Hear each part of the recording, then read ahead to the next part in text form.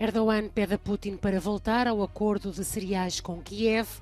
O Kremlin diz que só basta cumprir a parte do acordo que diz respeito à Rússia. Primeiro dia do Papa na Jornada Mundial da Juventude. Francisco condena abusos sexuais na Igreja Portuguesa. A Ucrânia tenta exportar os seus cereais através de rotas alternativas, mas Ankara insiste em renovar o acordo de exportação de cereais entre Kiev e Moscou. Numa conversa telefónica, o presidente turco pediu ao homólogo russo para voltar ao acordo. Sobre a conversa, o porta-voz do Kremlin repetiu as condições da Rússia. Россия готова незамедлительно вернуться к самой сделке, не только переговорам, но и самой сделке. Незамедлительно готова сделать. Просто сделка должна быть реализована в той части, которая касается Российской Федерации. До сих пор этого сделано не было, как вы знаете. As declarações de Dmitry Peskov não passaram despercebidas nas Nações Unidas. We have seen indications that they might be interested in returning to discussions, so we will wait to see whether that actually happens. A Rússia continua a bombardear infraestruturas portuárias ucranianas que são essenciais para as exportações de cereais. Durante a madrugada desta quarta-feira, atingiram milhares de toneladas de cereais num porto no Danúbio, situado a poucos metros da Roménia, um país da NATO. Na capital do Níger continua a retirada de cidadãos europeus. Ao início da manhã desta quarta-feira, um avião com cerca de 100 pessoas, na maioria italianos, aterrou em Roma. França, que tem cerca de 1.200 cidadãos a viver no Níger, também fretou aviões para retirar os cerca de 600 franceses que quiseram ser repatriados e outros cidadãos estrangeiros. A saída dos europeus do Níger acontece num contexto de forte pressão dos países do bloco da África Ocidental, que não excluem o uso da força contra a junta militar se esta não devolver o poder às autoridades civis. Os chefes da defesa do bloco estão reunidos na Nigéria. A reunião, que vai durar até sexta-feira, surge depois de a Comunidade Económica dos Estados da África Ocidental ter lançado um ultimato à junta militar do Níger para entregar o poder ao governo democraticamente eleito de Mohamed Bazoum. Os golpistas contam com o apoio do Mali e do Burkina Faso, países também governados por militares, que declararam que qualquer intervenção armada no Níger seria considerada uma declaração de guerra. O Papa Francisco encontrou-se esta quarta-feira com 13 vítimas de abusos sexuais na Igreja em Portugal. No seu primeiro dia em Lisboa para a Jornada Mundial da Juventude, o Pontífice condenou os abusos e priorizou as vítimas. Y esto a menudo se acentúa por la desilusión o la rabia que algunos alimentan en relación a la Iglesia, en algunos casos por nuestro mal testimonio y por los escándalos que han desfigurado su rostro y que llaman a una purificación humilde, constante, partiendo del grito de dolor de las víctimas que siempre han de ser acogidas y escuchadas. Foi depois deste discurso que, longe das câmaras, Francisco esteve com as vítimas durante mais de uma hora.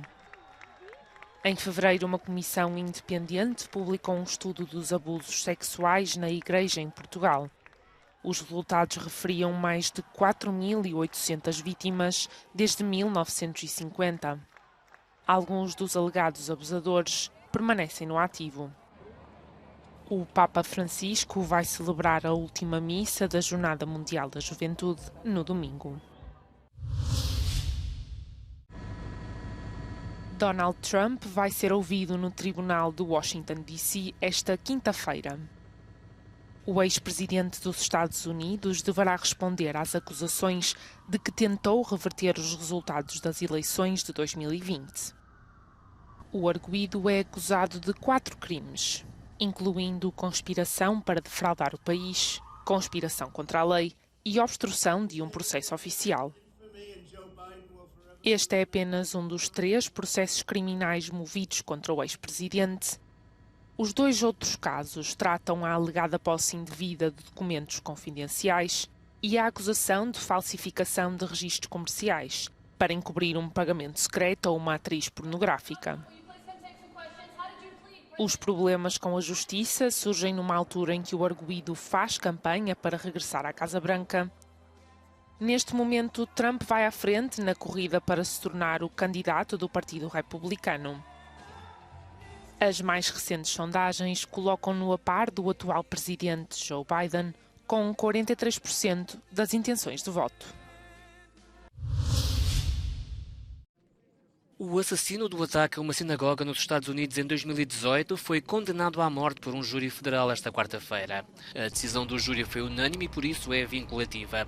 Esta quinta-feira, um juiz distrital deve confirmar a sentença à morte de Robert Bowers, um cidadão norte-americano de 50 anos, considerado culpado em junho de dezenas de crimes de ódio, incluindo o assassinato de 11 fiéis na sinagoga Árvore da Vida em Pittsburgh há 5 anos. É considerado o ataque antissemita mais grave da história dos Estados Unidos. E esta deve ser a primeira condenação à morte desde que o democrata Joe Biden foi eleito presidente. Pelo menos 10 pessoas morreram e 5 ficaram feridas durante uma operação policial esta quarta-feira no Complexo da Penha, um grupo de favelas no Rio de Janeiro. Entre os feridos estão 2 agentes. De acordo com as autoridades brasileiras, a incursão pretendia surpreender uma reunião de líderes do Comando Vermelho, um dos maiores grupos criminosos do país, ligado ao tráfico de droga. A polícia diz ainda ter apreendido 7 fuzis, dezenas de munições e granadas na posse dos criminosos. A polícia brasileira resgatou 4 homens que atravessaram o Atlântico no leme de um navio de carga vindo da Nigéria.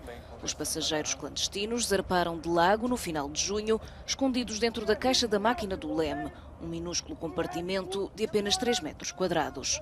A viagem durou 2 semanas, mas o abastecimento de comida e água terá acabado ao final do 10º dia. Às autoridades, os homens disseram julgar ter embarcado num navio rumo à Europa. 2 já regressaram à Nigéria, os outros 2 pediram asilo no Brasil.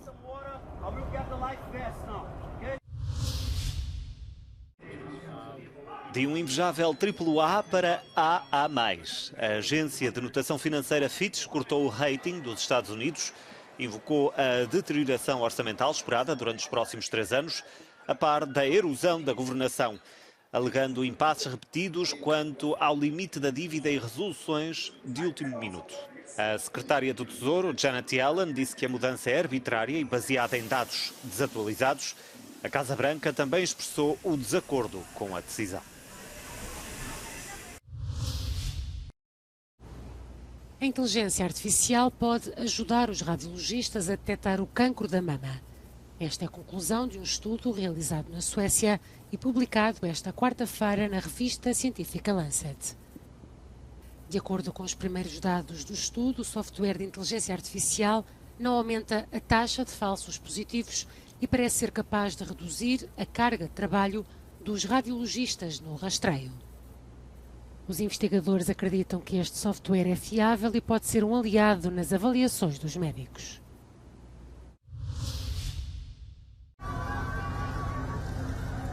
A cantora norte-americana Lizzo está a ser acusada de assédio sexual e de criar um ambiente de trabalho hostil por 3 antigas bailarinas que avançaram com uma ação judicial. Uma das bailarinas diz que foi pressionada a envolver-se com artistas nus numa discoteca em Amsterdão. Outra diz que foi envergonhada pelo aumento de peso antes de ser despedida.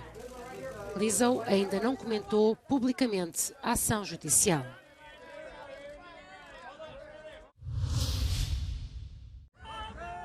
A música é descrita como pesada, mas este ano também o terreno parece heavy metal no Festival de Wacken, no norte da Alemanha.